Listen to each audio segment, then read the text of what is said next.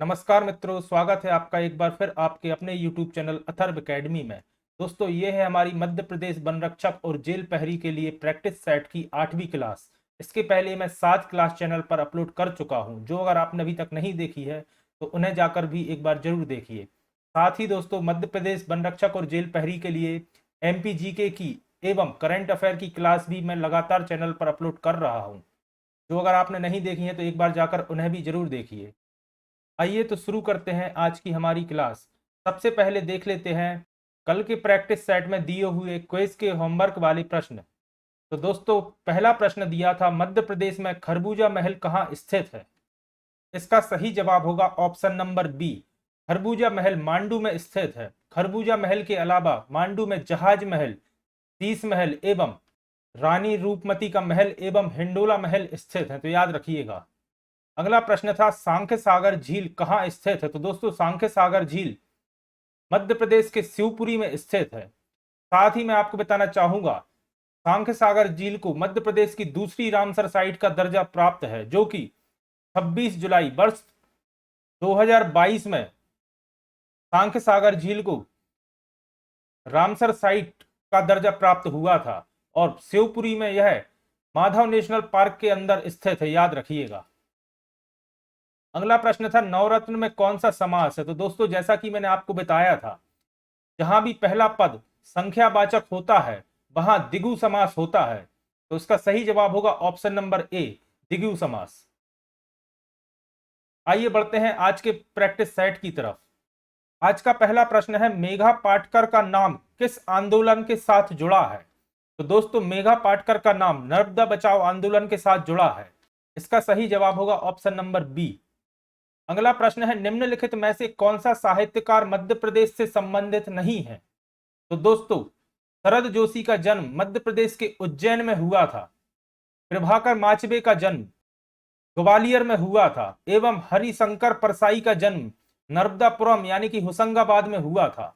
लेकिन धर्मवीर भारती का जन्म उत्तर प्रदेश के प्रयागराज में हुआ था, तो ऑप्शन नंबर ए इसका सही जवाब होगा, धर्मवीर भारती। अगला प्रश्न है, उत्पादक के उत्पादन की लागत किस आधार पर निकाली जाती है?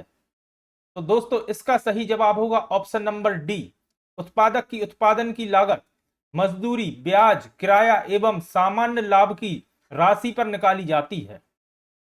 अगला प्रश्न है, वाष्प इंजन में उबलते हुए जल का तापमान किस कारण से उच्च हो जाता है?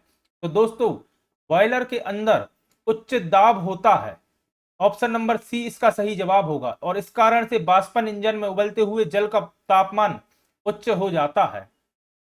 दोस्तों, यह वह सभी प्रश्न हैं जो लगातार मध्य प्रदेश के एग्जाम में पहले पूछे गए हैं और वन रक्षक और जेल प्रहरी के एग्जाम में जिनके आने की पूरी संभावना है, तो वीडियो को अंत तक जरूर देखिएगा। अगला प्रश्न है, जो ऊर्जा पृथ्वी की सतह के नीचे संचित ऊर्जा को काम में ला सकती है उसे क्या कहा जाता है? तो दोस्तों, उसे भूतापीय ऊर्जा कहा जाता है। ऑप्शन नंबर डी इसका सही जवाब होगा। अगला प्रश्न है, इल्तुतमिश ने कहां पर अध्ययन केंद्र की स्थापना की थी? तो दोस्तों, इल्तुतमिश ने मुल्तान में अध्ययन केंद्र की स्थापना की थी। मुल्तान दोस्तों पाकिस्तान के पंजाब प्रांत में स्थित है, याद रखिएगा। अगला प्रश्न है, फ्यूज का तार किससे बना होता है? तो दोस्तों, काफी महत्वपूर्ण प्रश्न है विज्ञान का, जो कि पहले कई बार पूछा जा चुका है। और दोस्तों, फ्यूज तार टिन और शीशे के मिश्र धातु का बना होता है। ऑप्शन नंबर बी इसका सही जवाब होगा। अगला प्रश्न है, यदि भारत का प्रधानमंत्री राष्ट्रपति को अपना त्याग पत्र देता है तो उसे किसका त्याग पत्र माना जाएगा? तो दोस्तों, अगर प्रधानमंत्री अपना त्याग पत्र देता है तो संपूर्ण मंत्री परिषद का त्याग पत्र माना जाता है उसे। अगला प्रश्न है, राष्ट्रीय आय अनुमान की गणना करते समय निम्नलिखित में से किसे ध्यान में रखना अपेक्षित होता है? इसका सही जवाब होगा, निर्यात मूल्य को जोड़ा जाता है एवं आयात मूल्य को घटाया जाता है, याद रखिएगा। अगला प्रश्न है, निम्नलिखित में से वह संकेतक कौन सा है जो उस स्थिति में उपयुक्त होता है जब सोडियम कार्बोनेट घोल को सल्फ्यूरिक अम्ल के साथ अनुमानित किया जाता है? तो दोस्तों, उसे मैथिल ऑरेंज कहा जाता है। ऑप्शन नंबर डी इसका सही जवाब होगा। अगला प्रश्न है, मध्य प्रदेश में भारत में शर्करा फैक्ट्री की अधिकतम संख्या कहां पर है? तो दोस्तों उत्तर प्रदेश को चीनी का कटोरा कहा जाता है, जहां सर्वाधिक शर्करा फैक्ट्री या शुगर मिल्स स्थित हैं। अगला प्रश्न है, भारत में राज्य विधानमंडल के उच्च सदन को क्या कहा जाता है? तो दोस्तों उसे विधान परिषद कहा जाता है। ऑप्शन नंबर ए इसका सही जवाब होगा। अगला प्रश्न है, निम्नलिखित में से वह राज्य कौन सा है जिसका वित्तीय लेन देन भारतीय रिजर्व बैंक के माध्यम से नहीं किया जाता? दोस्तों इसे भी आप स्टार मार्क कर लीजिएगा, काफी महत्वपूर्ण प्रश्न है। और जम्मू कश्मीर ऐसा राज्य है जहां का वित्तीय लेन देन भारतीय रिजर्व बैंक यानी आरबीआई के माध्यम से नहीं किया जाता। अगला प्रश्न है, दक्षिण भारत के सन ग्रुप द्वारा अधिग्रहण की गई एयरबेस कंपनी कौन सी है? तो दोस्तों सन ग्रुप ने स्पाइस जेट का अधिग्रहण किया था। ऑप्शन नंबर सी इसका सही जवाब होगा, स्पाइस जेट। अगला प्रश्न है, क्रीम सेपरेटर में दूध से वसा को किस प्रकार से अलग किया जा सकता है? तो दोस्तों अपकेंद्री बल के द्वारा दूध से वसा को अलग किया जाता है। यह प्रश्न इस प्रकार भी पूछा जाता है कि दूध से मक्खन या क्रीम निकालने की विधि में किस बल का प्रयोग किया जाता है? तो उसका जवाब भी होगा अपकेंद्री बल। अगला प्रश्न है, आर्द्रता को मापने के लिए किस उपकरण का प्रयोग किया जाता है? तो दोस्तों आप सभी को मालूम होगा, हाइग्रोमीटर का प्रयोग किया जाता है आर्द्रता को मापने के लिए। अगला प्रश्न है, गहरे समुद्री गोताखोरों के श्वसन के लिए ऑक्सीजन के साथ किस गैस का प्रयोग किया जाता है? दोस्तों यह भी काफी महत्वपूर्ण प्रश्न है। और ऑक्सीजन के साथ ऑक्सीजन सिलेंडर में हीलियम गैस का प्रयोग किया जाता है। साथ ही यह प्रश्न इस तरह से भी पूछा जाता है कि हॉस्पिटल्स में ऑक्सीजन सिलेंडर में ऑक्सीजन के साथ कौन सी गैस मिलाई जाती है? तो दोस्तों उसका जवाब भी होगा हीलियम गैस। अगला प्रश्न है, गिद्दा जो कि एक नृत्य का रूप है किस राज्य से संबंधित है? तो दोस्तों गिद्दा नृत्य पंजाब राज्य से संबंधित है। ऑप्शन नंबर ए इसका सही जवाब होगा। अगला प्रश्न है, कौन सा ग्रह सूर्य की एक परिक्रमा 88 दिन में पूरा करता है? तो दोस्तों बुध ग्रह सूर्य की परिक्रमा 88 दिन में पूरा करता है। वहीं अगर बात की जाए शनि ग्रह की, तो शनि ग्रह 30 साल यानी कि लगभग 11,000 दिनों में सूर्य की एक परिक्रमा पूरी करता है। अगर बात की जाए बृहस्पति ग्रह की यानी कि जुपिटर, तो यह लगभग 12 साल में सूर्य का एक परिक्रमा पूरा करता है। 12 साल यानी कि 4,000 लगभग 333 दिन। और मंगल ग्रह 668 दिन में सूर्य की एक परिक्रमा पूरी करता है, तो याद रखिएगा। अगला प्रश्न है, दिए गए उदाहरण के लिए अलंकार चुनिए। उदाहरण है, अद्भुत एक अनुपम बाग, जुगल कमल पर गजबर कीड़त, हेता पर सह करत अनुराग। तो दोस्तों यह रूपकातिशयोक्ति अलंकार का एक उदाहरण है। रूपकातिशयोक्ति अलंकार होता है जहां यह अतिशयोक्ति अलंकार का एक भेद होता है, जहां वर्णन रूपक अलंकार की तरह किया जाता है। अगला एग्जाम्पल दिया है, मेरे मन अनत कहां सुख पावे, जैसे उड़ी जहाज को पंछी फिर जहाज पे आवे। तो दोस्तों यह उपमा अलंकार का एक उदाहरण है, जहां पर इस तरह के शब्द प्रयोग में किए जाते हैं जैसे।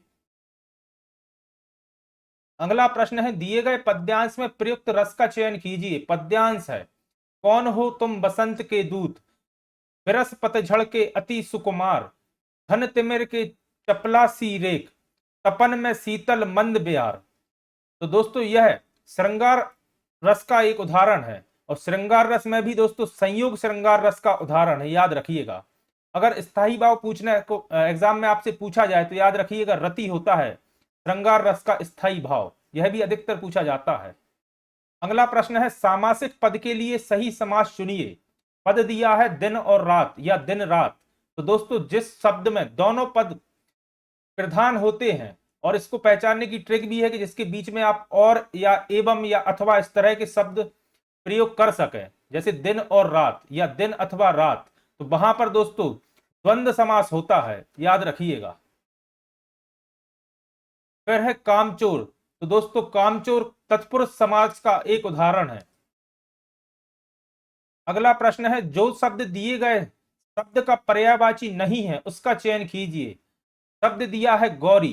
तो दोस्तों गौरी सरस्वती का पर्यायवाची नहीं होता, गौरी होता है पार्वती का पर्यायवाची। और पार्वती के बाकी तीनों पर्यायवाची हैं, भद्रा, धेनु एवं सुरभि। तो ऑप्शन नंबर ए इसका सही जवाब होगा, सरस्वती। अगला शब्द दिया है खड़ग। खड़ग का मतलब होता है तलवार। तो दोस्तों तलवार का चंद्रहास होता है, असी होता है, खड्ड नहीं होता। ऑप्शन नंबर सी इसका सही जवाब है। और असीनु भी खड़ग का या तलवार का पर्यायवाची होता है। फिर प्रश्न है दिए गए शब्द का सही विलोम शब्द चुनिए। तो दोस्तों शब्द दिया है अभिज्ञ, तो अभिज्ञ का विलोम होता है अनभिज्ञ। ऑप्शन नंबर ए इसका सही जवाब होगा। अगला शब्द दिया है अथ। अथ का मतलब होता है आखिरी, तो समाप्त भी अथ का पर्यायवाची है, पूर्व भी पर्यायवाची है। इति का मतलब होता है शुरुआत, और खत्मी अथ का पर्यायवाची है। तो ऑप्शन नंबर सी इसका सही जवाब होगा, इति। अगला प्रश्न है दिए गए शब्द में तत्सम शब्द चुनिए। दोस्तों तत्सम शब्द वह शब्द होते हैं जो संस्कृत भाषा से एज इट इज लेके बिल्कुल बिना चेंज किए हुए हिंदी में उपयोग में लाए गए हैं, उन्हें तत्सम शब्द कहा जाता है। तो दोस्तों योद्धा एक संस्कृत का शब्द है, यानी कि एक तत्सम शब्द है, याद रखिएगा। ऑप्शन नंबर सी इसका सही जवाब है। फिर प्रश्न है दिए गए शब्द में तद्भव शब्द चुनिए। तो दोस्तों तद्भव शब्द वह शब्द होते हैं जो संस्कृत से लेने के बाद कुछ चेंज करके, जिसमें कुछ परिवर्तन करके हिंदी में प्रयोग में लाए जाते हैं, उन्हें तद्भव शब्द कहा जाता है। तो दोस्तों विस्मय, छवि और द्रव्य ये तीनों तत्सम शब्द हैं, लेकिन तिनका एक तद्भव शब्द है। तो ऑप्शन नंबर डी इसका सही जवाब होगा। अगला प्रश्न है दिए गए शब्द का सही संधि विच्छेद करिए। शब्द दिया है स्वागत। तो दोस्तों स्वागत का संधि विच्छेद होता है सूधन आगत। ऑप्शन नंबर सी इसका सही जवाब होगा। दोस्तों स्वागत एक ऐसा शब्द है जो लगभग 10th क्लास से लेके कॉम्पिटिटिव एग्जाम में तक कई बार पूछा जा चुका है इसका संधि विच्छेद करने को। फिर है मनोरथ। तो दोस्तों यह विसर्ग संधि का उदाहरण है, और अगर इसकी संधि करी जाए तो ऑप्शन नंबर बी इसका सही जवाब होगा, मनः धन रथ, मनोरथ। अगला प्रश्न है प्रत्येक वाक्यांश के लिए सही शब्द का चयन कीजिए। वाक्य दिया है अग्नि जो अपने आप लग जाती है। दोस्तों यहां थोड़ी सी टाइपिंग मिस्टेक है, ऑप्शन ये दिए हुए हैं। ऑप्शन है बड़वाग्नि, जठराग्नि, दावानल या पंचाग्नि। तो दोस्तों उसे दवानल कहा जाता है, अग्नि जो वन में अपने आप लग जाती है। फिर सेंटेंस दिया है जो युद्ध की इच्छा रखने वाला हो। तो दोस्तों युद्ध की इच्छा रखने वाले को युयोत्सु कहा जाता है। तो ऑप्शन नंबर बी इसका सही जवाब होगा, युयोत्सु, युद्ध की इच्छा रखने वाला। फिर अगला प्रश्न है दी गई लोकोक्ति के लिए सही विकल्प चुनिए। लोकोक्ति दी है कोयले की दलाली में हाथ काले हो जाना। इसका मतलब होता है बुरे आदमी का साथ देने पर या बुरा काम करने में सहायता करने पर हमेशा बुराई ही हाथ लगती है। ऑप्शन नंबर डी इसका सही जवाब होगा। अगली लोकोक्ति दी है मन के हारे हार है, मन के जीते जीत। इसका मतलब होता है हतोत्साहित होने पर, असफलता और निरंतर उत्साह पूर्वक कार्य करने पर सफलता मिलती है। अगला प्रश्न है प्रत्येक मुहावरे के लिए सही विकल्प चुनिए। मुहावरा दिया है जोंक लगना। तो जोंक लगने का मतलब होता है अत्यधिक चिंता करना। ऑप्शन नंबर बी इसका सही जवाब होगा। अगला मुहावरा है प्यासे अरमान। तो प्यासे अरमान का अर्थ होता है अधूरी इच्छा। ऑप्शन नंबर डी इसका सही जवाब होगा। फिर है पेट फूलना। तो दोस्तों किसी बात को ना पचा पाना। ऑप्शन नंबर ए इसका सही जवाब होगा, का मतलब होता है पेट फूलना। अगला प्रश्न है मध्य प्रदेश राज्य का उच्च न्यायालय कहाँ स्थित है। तो जैसा कि आप सभी जानते होंगे उच्च न्यायालय जबलपुर में स्थित है, और इसकी स्थापना राज्य गठन के समय 1 नवंबर 1956 में की गई थी। और उच्च न्यायालय के 2 खंडपीठ हैं इंदौर एवं ग्वालियर में, जिन्हें 28 नवंबर 1968 1968 में स्थापित किया गया था। तो अगर पूछा जाए कि स्थापना कब हुई थी तो याद रखिएगा 1 नवंबर 1956 को उच्च न्यायालय की, और खंडपीठ इंदौर और ग्वालियर की 28 नवंबर 1968 1968। अगला प्रश्न है मध्य प्रदेश में किस जनजाति की महिलाएं नख से श्रृंगार करती हैं। तो दोस्तों भील जनजाति की महिलाएं नख से श्रृंगार करती हैं, और यह भी प्रश्न दोस्तों एमपीपीएससी में पूछा जा चुका है। अगला प्रश्न है Indian institute of forest management, जिसे IIFM कहा जाता है, Indian institute of forest management, कहां स्थित है दोस्तों? यह राजधानी भोपाल में स्थित है। ऑप्शन नंबर सी इसका सही जवाब होगा। अगला प्रश्न है मध्य प्रदेश के किस किले को भारत का जिब्राल्टर कहते हैं? तो दोस्तों ग्वालियर के किले को भारत का जिब्राल्टर कहा जाता है और इसका निर्माण 8वीं शताब्दी में राजा सूरत सेन ने कराया था। अगला प्रश्न है मध्य प्रदेश का प्रथम ग्राम न्यायालय कहां स्थापित किया गया था? तो दोस्तों नीमच में किया गया था मध्य प्रदेश का पहला ग्राम न्यायालय। अगला प्रश्न है ग्राम स्वराज्य व्यवस्था लागू करने वाला भारत का प्रथम राज्य कौन सा है? तो दोस्तों मध्य प्रदेश राज्य ने सर्वप्रथम ग्राम स्वराज्य व्यवस्था लागू की थी। अगला प्रश्न है मथुरा रिफाइनरी पर स्थापित पेट्रो रसायन उद्योग मध्य प्रदेश में कहां स्थापित किया गया है? तो दोस्तों यह मध्य प्रदेश के मुरैना में स्थापित किया गया है। ऑप्शन नंबर सी इसका सही जवाब होगा। अगला प्रश्न है चंदेरी किस उद्योग के लिए प्रसिद्ध है? तो दोस्तों चंदेरी की साड़ी विश्व प्रसिद्ध है, याद रखिएगा। ऑप्शन नंबर डी इसका सही जवाब होगा, साड़ी उद्योग। साथ ही याद रखिएगा चंदेरी की साड़ी के लिए 2005 में GI टैग मिल चुका है।